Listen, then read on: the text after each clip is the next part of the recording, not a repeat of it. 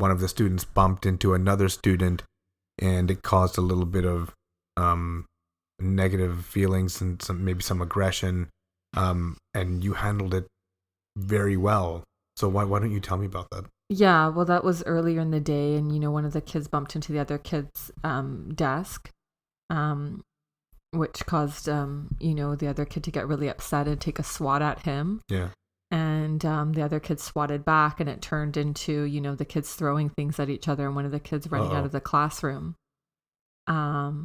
This behavior happens a lot in our class because I deal with kids that have some behavioral issues. Mm-hmm.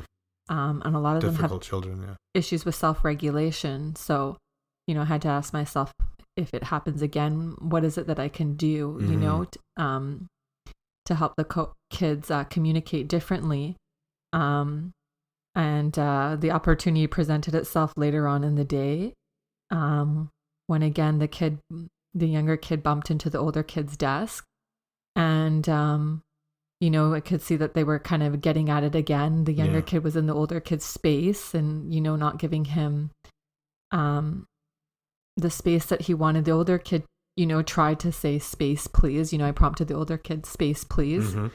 And the younger kid kind of continued to get up in his face, yelling and screaming, trying to aggravate him. Oh, really? So he's instigating it. Yeah, and again, he's younger, right? For them, they have problems with knowing about space, mm-hmm. right? So again, I prompted the older kid, space please. And when the younger kid still didn't know, I could see it escalating. I said, use your words. How can you, with your words, express what it is that you're wanting from this child, mm-hmm. And I took the younger kid by the shoulder, and I said, he's asking you for space. Show me with your body. How do you give space? What do you do when somebody asks you for space? Mm-hmm. And prompting the older kid, how can you use your words? How can you ask for space? Yeah. And giving them the words and teaching them is really important for these kids. Coaching them how to communicate properly. That's exactly what it is. It's coaching, because a lot of them don't have the language, and in the mm-hmm. moment, a small situation can escalate into something big. So it's really important to be able to voice for these kids, give them the words, give them the language, prompt them about what appropriate mm-hmm. behavior is. So do you think this technique can be used effectively by parents at home? Most definitely. It's letting them know what the expected behavior is, what the expected language is.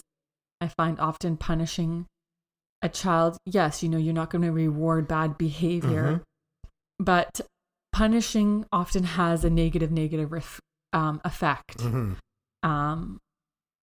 For a kid. You want to be in any behavior teaching rather than punishing. Exactly. It's an opportunity for the kid to learn what is the expected behavior. So I guess we're saying, rather than punishing, coach them how to behave. Yeah, it's our job as adults to be role models.